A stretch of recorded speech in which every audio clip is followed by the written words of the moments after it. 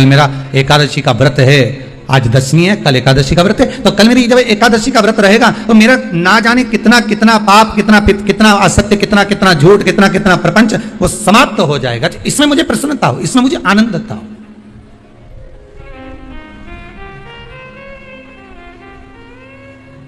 तो क्या कहा गया कि प्रयास करिएगा कि एकादशी के दिन कोई वृक्ष की, कोई डाली की, कोई कोपल की कोई पत्ती ना तोड़ी जाए। क्यों? तो कहा अगर उस पत्ती को हम तोड़ देते हैं, वृक्ष की पत्ती को या क्यारे में लगी हुई कोई डाली की पत्ती को हम तोड़ देते हैं तो एकादशी का पुण्य फल प्राप्त नहीं होता, एकादशी का कोई फल हमारे खाते में नहीं जाता, पुण्य फल प्राप्त। अब फिर भले तुम चाहे तुमने मोरधन खाया हो, चाहे तुमने फिर चिप्स खाई हो, चाहे तुमने फिर व्रत का कितना ही सामान खा गए हो और तुमने सोचा कि आज मेरी एकादशी है, तो फिर उसका कोई फल प्राप्त नहीं, उसका कोई सुख प्राप्त नहीं आपको, फिर उसका कोई आनंद प्राप्त नहीं आपको, फिर उसमें कोई आनंद की अनुभूति आपको नहीं मिल रही है।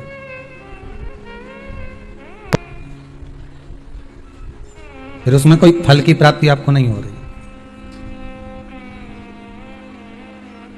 आस्था चैनल के माध्यम से जितने भी एकादशी करने वाले हैं और चतुर्थी का व्रत करने वाले हैं, बहुत ध्यान से आज की कथा सुनना कि एकादशी का आपसे आपके बच्चे पूछेंगे, मम्मी हम भगवान विष्णु का दर्शन करते हैं, हम राम जी का दर्शन करते हैं, हम कृष्ण भगवान का दर्शन करते हैं, हम भवानी माता का दर्शन करते हैं, हम शंकर जी का दर्शन करते हैं, हम सारे देवी देवताओं का दर्शन करते हैं, पर ये एकादशी माता तो कभी नजर ही नहीं आती। पूछेंगे कि नहीं पूछेंगे कि तुम जिस एकादशी का व्रत करते हो इनका जन्म कहां से हुआ, कहां जन्मी थी? एकादशी की जन्मस्थली कहां है? भाई भगवान कृष्ण की जन्मस्थली तो मथुरा है, श्री राम जी महाराज की जन्मस्थली बोल दो जम के अयोध्या है। कोई आपसे पूछ ले कि एकादशी की जन्मस्थली कहां है तो आधे लोग तो बाल खुजाने में लग जाएंगे कि एकादशी आखिर पैदा कहां हुई थी, जन्म कहां लिया था, इसका जन्म हुआ कहां था, कहां जन्मी थी ये?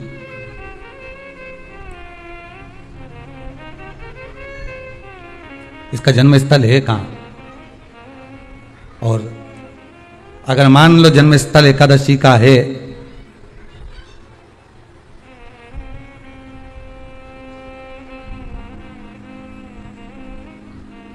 और एकादशी अगर जन्मी है, उसका जन्म हुआ है और दुनिया के लोग इतना व्रत करते हैं, उपवास करते हैं, तो फिर इसका जन्म स्थल कहां होगा? तो कहा इसका जो जन्म स्थल है वो बद्रीनाथ। कहां पर है? बद्रीनाथ। और उस बद्री विशाल में भी एक गुफा जिसका नाम है हेमवती। क्या नाम है? हेमवती। उस गुफा में एकादशी का जन्म स्थल है। बद्री विशाल में हेमवती गुफा जो 12 योजन अंदर प्रवेश करने जितनी है, 12 योजन की गुफा के अंदर, हेमवती के अंदर एकादशी का प्रगट हुआ था, एकादशी का जन्म हुआ था। अब तो बता सकते हो ना कि कोई पूछे कि राम जी का जन्म अयोध्या में हुआ, भगवान कृष्ण का जन्म मथुरा में हुआ, और कोई पूछ ले आपका जन्म कहां हुआ था, अपन कह सकते हैं सीहोर में हुआ हमारा। और आपसे कोई पूछे कहां हुए तो कहीं इंदौर में हुए कि देवास में हुए कि भोपाल में हुए कि मुंबई में हुए कि पुणे में हुए, आपका तो बता दोगे। पर बच्चे आपसे पूछ ले मम्मी तू इतनी एकादशी का व्रत करती है, एकादशी का तू व्रत करती है और सबको करा देती है कि बल्लभ कुल की एकादशी करो, भले बकरी जैसे चलो पर एकादशी करो, और सबको एकादशी कराया, तो कोई पूछ ले कि एकादशी का जन्म कहां हुआ था, तो आप कह सकते हो कि बद्री विशाल में, हेमावती में, बद्री विशाल के हेमवती गुफा के अंदर जो 12 योजन की गुफा है, उस गुफा में एकादशी का जन्म हुआ। कब हुआ?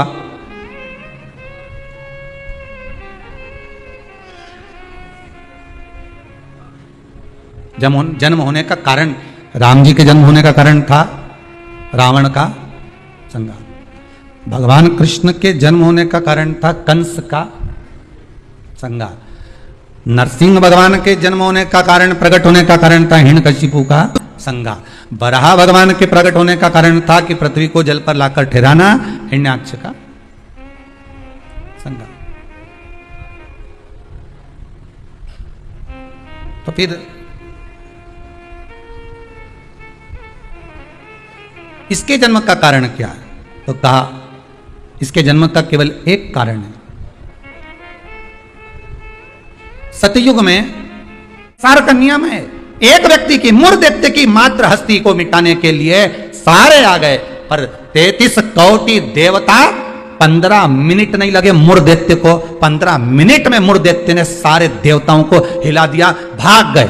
सारे 33 कोटि देवता भाग गए। तब भगवान विष्णु अकेले युद्ध के मैदान में थे, अकेले युद्ध के मैदान। और अकेले भगवान विष्णु जब युद्ध के मैदान में युद्ध प्रारंभ करा, भगवान ने उठाया सुदर्शन चक्र और भगवान ने उठाकर सुदर्शन चक्र को फेंका। मूर दैत्य के जितने जितने असुर थे, जितने राक्षस थे, सबका संहार करने के लिए फेंका। फेंक तो दिया, सारे जितने असुर थे वो मर भी गए, पर मूर दैत्य इतना प्रबल था कि उसने एक फूंक मारी, सबको जीवित कर दिया। भगवान विष्णु आश्चर्य में पड़ गए, गजब गजब। मूर दैत्य ने जो फूंक मारी ने सब पड़िया ने सब उठी गया, एक साथ सारा की सारा उठ के बैठ गया। अब तो भगवान भी सोचे क्या करें। भगवान ने सुदर्शन को वापस लिया, गदा का प्रहार करा। गदा युद्ध हजारों वर्ष तक चला मूर दैत्य के साथ, 1000 वर्ष तक गदा युद्ध चला भगवान विष्णु का। गदा युद्ध में जब भगवान विष्णु हार गए तब मल्लाह युद्ध प्रारंभ हुआ। कहते हैं हजारों वर्ष निकल गए, 10, 20, 25, 50,000 वर्ष केवल मल्लाह युद्ध में निकल गए भगवान विष्णु के, तो भी नहीं हारा। आखिरी में भगवान विष्णु की हापड़ी थोड़ी ऊंची, भगवान विष्णु को लगा कि ये हार नहीं रहा। भगवान विष्णु थक गए, क्योंकि ये मूर दैत्य तो पत्थर जैसा था और मेरे नारायण कमल जैसे कोमल थे। भगवान एक जगह जाकर बैठे। लक्ष्मी जी ने, पद्मावती जी ने, माता लक्ष्मी ने जाकर पूछा, नाथ हुआ क्या है? भगवान कह रहे हैं मैं थक चुका हूं, हजारों वर्ष से युद्ध लड़ रहा हूं, पर तुम ये हारता नहीं है। तब लक्ष्मी मैं आता हूं तो रुक। लक्ष्मी जी को क्षीर सागर में रोका और भगवान नारायण दौड़ कर गए बद्री विशाल हेमवती गुफा में प्रवेश कर गए। 12 योजन की उस गुफा में मेरे भगवान प्रवेश कर गए। जाकर मेरे नारायण सो गए, क्योंकि इतने थक चुके थे।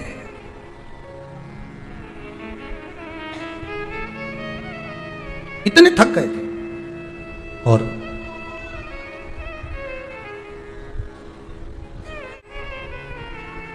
इतने थक गए भगवान, इतने थक गए, सो गए।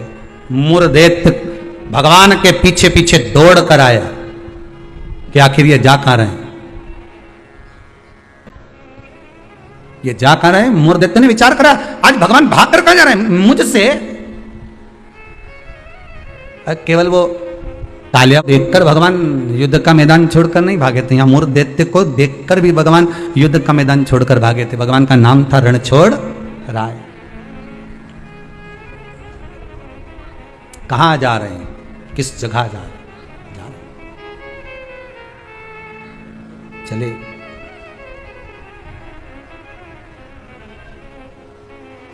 गुफा में मूर दैत्य ढूंढते ढूंढते उस हेमवती गुफा के अंदर प्रवेश करने लगा।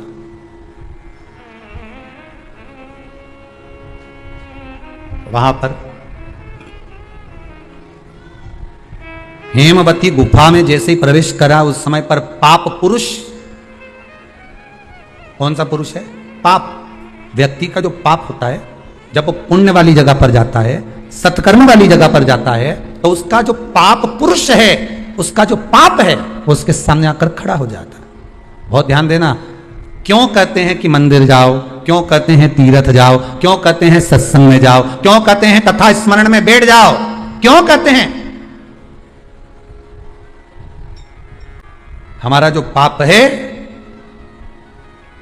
वो हमसे, जैसे हम तीर्थ गए, जैसे हम भजन में गए, जैसे हम कथा में गए, जैसे हम कीर्तन में गए, जैसे हम स्मरण में गए, जैसे भगवान की भक्ति में हम पहुंचे, हमारा पाप जो हमारे सम्मुख में था, हमारे साथ में था, वो पाप हमसे दूर हो जाता है। और मूर दैत्य के सामने वही पाप पुरुष आकर खड़ा हो गया। अंदर प्रवेश कर रहे थे मूर दैत्य, पाप पुरुष ने रोक दिया। कहां जा रहे हो तुम? तुम्हें मालूम नहीं तुम कहां प्रवेश कर रहे हो? तुम्हें ज्ञात नहीं है क्या? ज्ञात है। मैं भगवान विष्णु को ढूंढने जा रहा हूं, उनके साथ मेरा युद्ध हो रहा है। अच्छा, मैं भगवान विष्णु को ढूंढने जा रहा हूं क्योंकि उनके साथ मेरा युद्ध हो रहा था। पाप पुरुष ने रोक दिया, अंदर नहीं जा सकते क्योंकि अंदर पुण्य है। आप रुको वहीं पर। रोक दिया।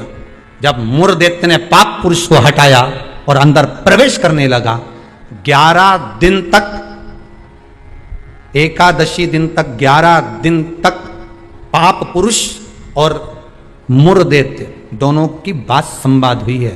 पाप सामने है, मुर दैत्य प्रवेश कर रहा है, बीच में पाप अड़ा पड़ा है। और वहीं बस उस 11 दिन में क्या हुआ कि 11 दिन में भगवान विष्णु के शरीर से एक स्त्री ने जन्म ले लिया, एक कन्या ने, एक स्त्री ने, एक नारी प्रकट हो गई। नारी प्रकट है। मार्गशीर्ष मास कृष्ण पक्ष एकादशी के जन्मदिन की तारीख बता रहा है। जैसे भादो कृष्ण अष्टमी, किसका जन्म है? भगवान कृष्ण का। चैत्र की नवमी, बोलते जाओ, राम जी का। कोई आपसे पूछे कि एकादशी का जन्म कब हुआ था? मार्गशीर्ष मास की सुंदर कृष्ण पक्ष की एकादशी के दिन, जब 11वां दिन था भगवान को सोते हुए, तब भगवान के शरीर से एक कन्या ने, एक स्त्री ने जन्म लिया। 11वें दिन जन्मी, इसलिए भगवान आगे इसका नामकरण संस्कार करेंगे, उसका नाम एकादशी रखेंगे। इसी को कहते उत्पत्ति एकादशी, उत्पन्ना एकादशी। प्रकट हो गई।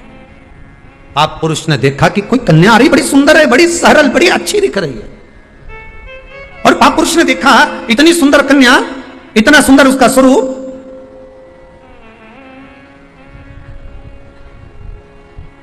कईयों के मन में बड़ा प्रश्न होता है महाराज जी, कई माताएं बहुत प्रश्न करती हैं, कहती हैं गुरुजी क्या एकादशी का व्रत केवल वेदव्य नारी है? क्या एकादशी का व्रत केवल संत करते हैं, साधु करते हैं? नहीं नहीं, एकादशी का व्रत तो जन्म लिया बच्चे से लेकर मृत्यु के घाट पर पड़ा हुआ व्यक्ति भी एकादशी का व्रत कर सकता है। अपनी एकादशी स्वयं करो, मरने के बाद दूसरे लोग एकादशी दें, उससे अच्छा है कि अपना अकाउंट में खुद जमा करते चलो। तो बुरे वक्त में थोड़ा बहुत कहीं ना कहीं अपने का यमदूत आ गया, यमराज आ गया और उसने कहा लाओ एकादशी दो, अब तुम तो इंतजार में बैठी कि अभी बारवा तो दो। तो क्या बारवा क्या करेगी? तो क्या बारवा के हमारा छोरा उन्हें एकादशी देगा? तुम खड़े रहो। अब वो 10 दिन तक तो इंतजार करा। गरुड़ पुराण में लिखा है जीवात्मा के जब प्राण छूटते हैं, किसी के प्राण छूटे, प्राण छूटने के 10 दिन तक जीवात्मा घर की अटारी पर रहती है। अब 10 दिन के बाद तो जाएगी। अब तुम तो कह रही अभी रुक जाओ रे, अभी कहाँ जा रहे हो? अभी एकादशी मेरे को मिलेगी, महाराज छोरा देगा, बहू देगी, बड़ी बहू देगी, छोरा देगा, पोता देगा, पोती देगी, नाती देगा, पंती देगा। और पंडित जी जब बैठे संकल्प दिलाया, बोलो तुम्हारे दादाजी के कितनी एकादशी दोगा? तो कि हमने 5 दी, कोई कि हम 14 दी, कोई कि हम 10 दी, कोई कि हम 3 दी, कोई कि हम 2 दे दिए। तो कहीं दादाजी कहीं भिखारी था? ये दादाजी की कथा नहीं, अपनी कथा। अपन क्या भिखारी है जो दूसरे की एकादशी लेकर जाएंगे? अपन अपनी एकादशी खुद करो, स्वयं एकादशी करो, फिर कहूंगा भले बकरी जैसे चरो, पर एकादशी स्वयं अपने लिए एकादशी करो। जिस समय पर जाएं तो इंतजार नहीं करना पड़े कि रुक जाए, बारवा तो होंगे अभी एकादशी, पंडित जी संकल्प छुड़ाया करने जब मिले, नहीं हम तो अब भी लेके जाए। तो क्या ले चल, मैंने तो खूब करी, पूरा साल की एकादशी करी, तुझे क्या ही मालूम रहेगी हमारा? चल चल मुझे ले चल। का जन्म हुआ, जो कन्या का जन्म हुआ, जो एक सुंदर स्त्री जो जन्मी है, भगवान विश्राम जो कर रहा है, सो रहे हैं।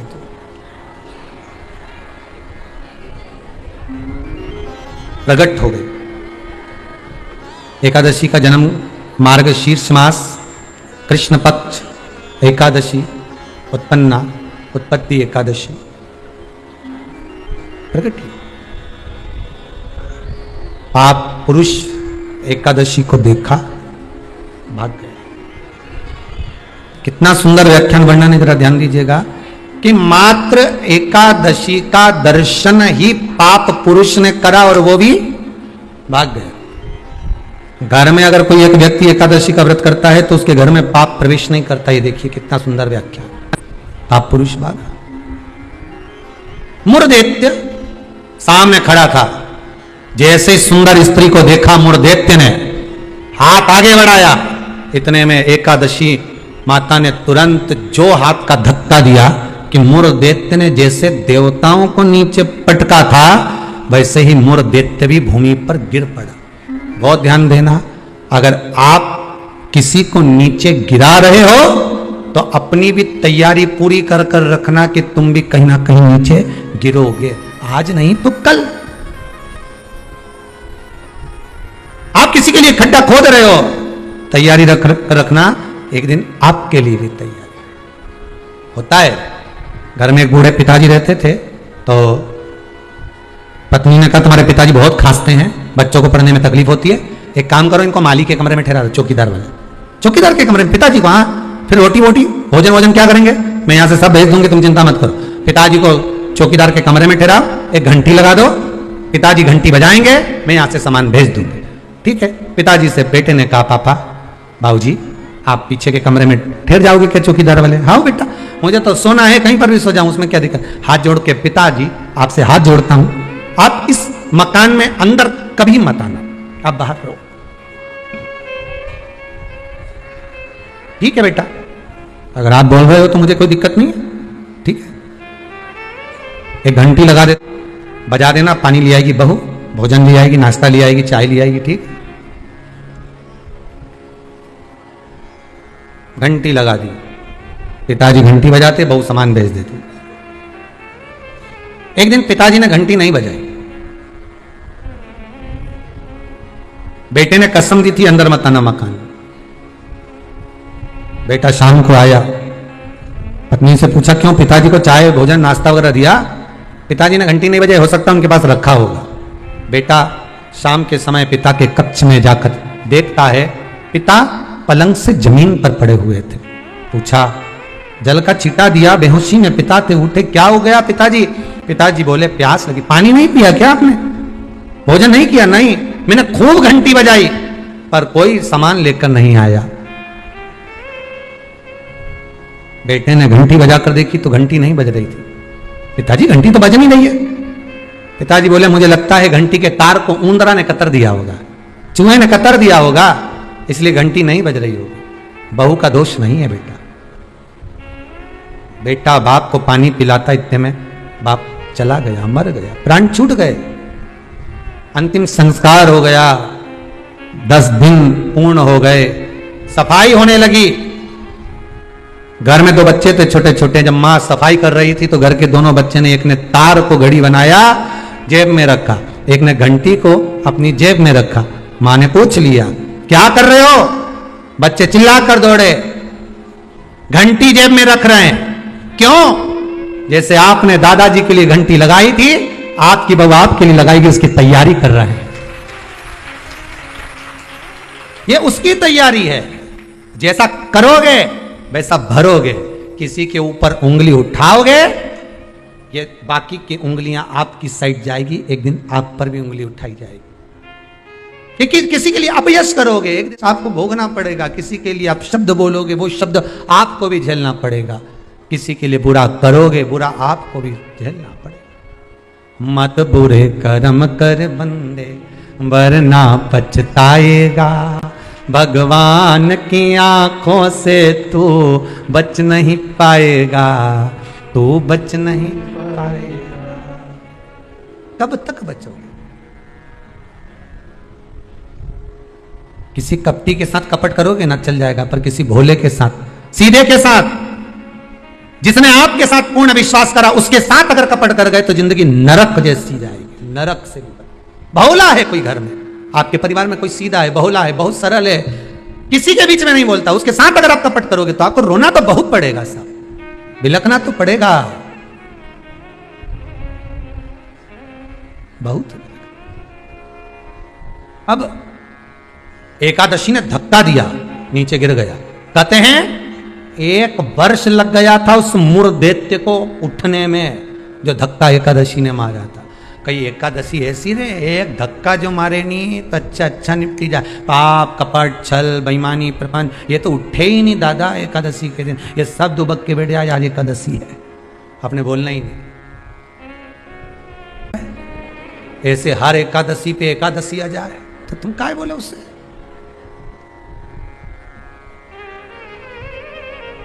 और फिर वो आंखों दिखाए जम के, समझ लेना एकादशी माता गुस्से में है। तो क्यों बोलने जाओ तुम उसको? जो धक्का दिया उठा ही नहीं, उठा फिर आया झगड़ा करने के लिए। एकादशी ने जो पछाड़ा, कहते हैं सिर के इतने टुकड़े हो गए थे कि बीनना भी मुश्किल थे, मुर्दे के प्राण छूट गए।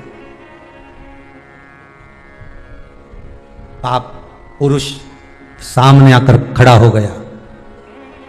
फिर आया एकादशी ने तो केवल अपने केश का एक भाग हवा में उड़ाया, इतने में तो पाप पुरुष भागा, भगवान के पास जाकर उठाया। उठो उठो प्रभु, बहुत देर सो लिया, उठ जाओ जरा जल्दी उठ जाओ। भगवान बोले तू कौन है? मैं पाप पुरुष, पाप हूं मैं, तो तूने मुझे क्यों जगाया? ये एकादशी तो मुझे परेशान करके रखी है। घर घर में लोग एकादशी करे और मुझे प्रवेश नहीं करने दे। अब तुम बताओ क्या करूं? भगवान ने कहा चिंता मत कर, अन्न के अंदर जाकर बैठ जा। एकादशी के दिन जो अन्न खाएगा बस पाप पुरुष उसी में प्रवेश कर जाएगा। पाप पुरुष उसी में प्रवेश करेगा, तू अन्न के अंदर जाकर बैठ जा। ठीक है, मैं अन्न के अंदर जा।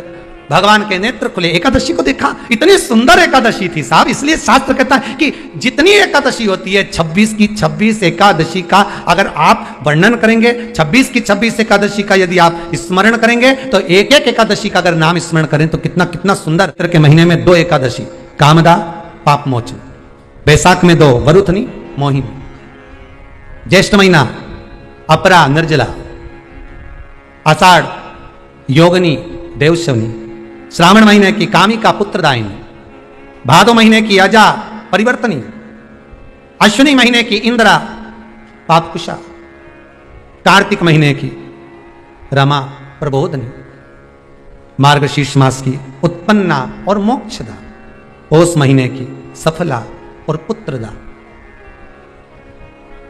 माघ महीने की परतिला और जया,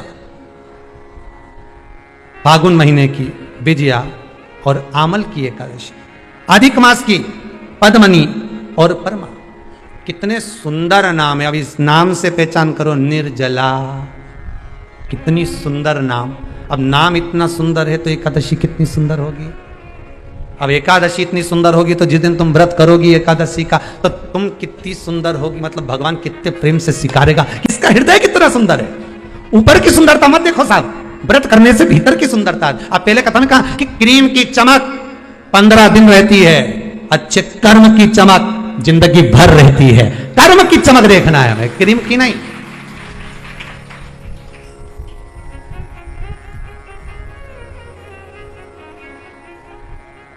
ये क्रीम वालों पे तो केस लगा देना चाहिए कि हम इतने काले थे अभी तक गोरे नहीं हुए।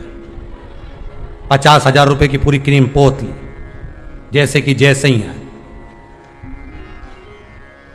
50,000 तुम लगाओ, 1 लाख वापिस लिया। हमने 50,000 की क्रीम लगाई, तुमने लिखा था उसमें एकदम सुंदर हो जाओगे, गोरे हो जाओगे। और टीवी पे तो फोटो ऐसा दिखाओ 1 मिनट में बस यूं लगाए नहीं गोरी हो जाए।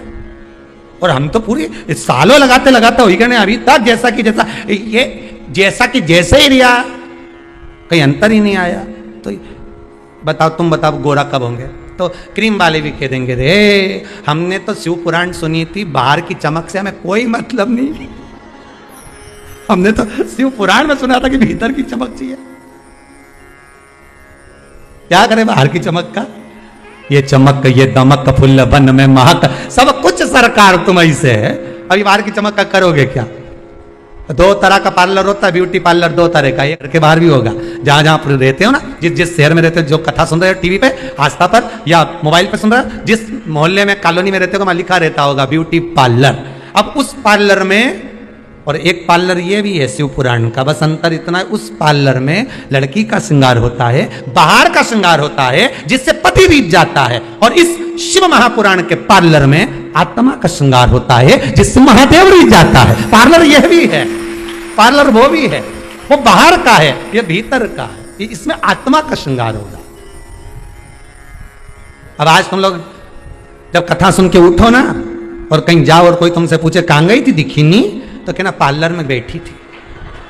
तो क्या बता 90 साल की 80 साल की और पार्लर में बैठी? हाँ, बस अंतर एक ही है उस पार्लर में उस पार्लर में। जो वो बाहर वाला पार्लर होता है ना, तो वो ऐसी ककड़ी धर के बिठा दे, एक जैसे पोत के, और यहाँ कुछ नहीं धर के बिठाए। इस पार्लर में जो बैठे हो ना शिव महापुराण के, इसमें कुछ धरने की जरूरत नहीं है। यहाँ तो मन परमात्मा के चरणों में धर दो, बस इतना चाहिए। और भगवान जो श्रृंगार करेगा उसके आगे दुनिया का कोई श्रृंगार नहीं हो सकता, सब ठीक है।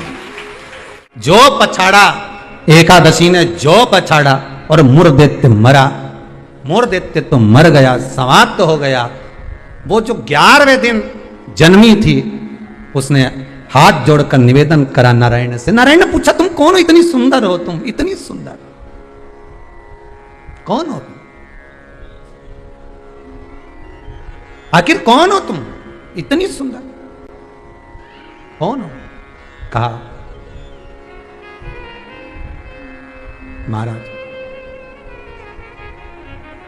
भगवान विष्णु से कह रही है, मैं आपके शरीर से प्रकट हुई हूं। 11 दिन तक आप विश्राम करें, आपका हृदय, आपका चित्त, आपकी वृत्ति से मैं प्रकट हूं।